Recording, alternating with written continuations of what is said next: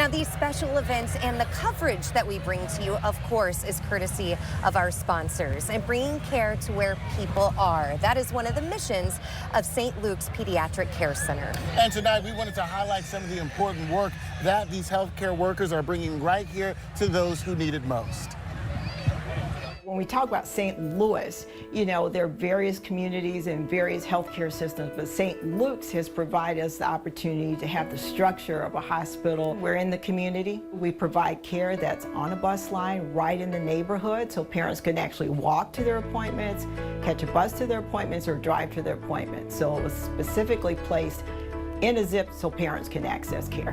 The neighborhood needed a physician. It was important for us to be there for timeless sake so they can be near their school, so the kids can come after school and before school and during school if they needed care for checkups and sick visits. So we're here and we take call 24/7. I've been coming here since forever. It's such a familiar environment. I've really grown up to know the nurses and the doctors here. Whenever I walk in, they always know my name and my sisters, so it kind of feels like coming to a second family. I've known Dr. Colbert my entire life. She's actually part of the reason I wanted to go into medicine, is just because I remember being like 3 and being like, I want to be like Dr. Colbert someday.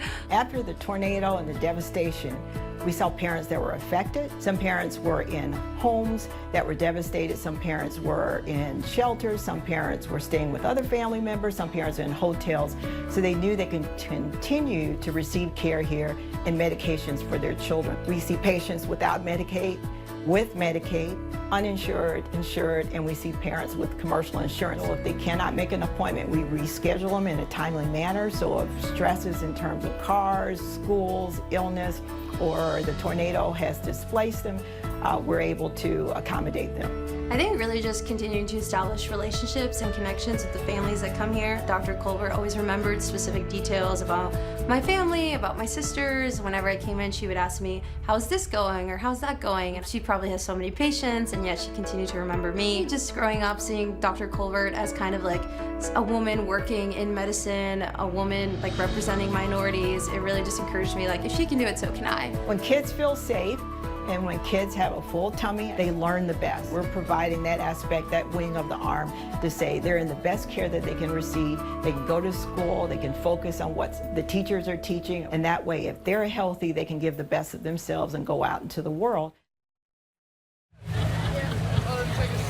We are joining you from beautiful Forest Park, where just 4 months ago, an EF3 tornado touched down, uprooting decades-old trees and putting a scar across one of St. Louis's most cherished and beautiful spaces. But this is a park, and it does not hold a candle to the damage that some of our neighbors to the north sustained.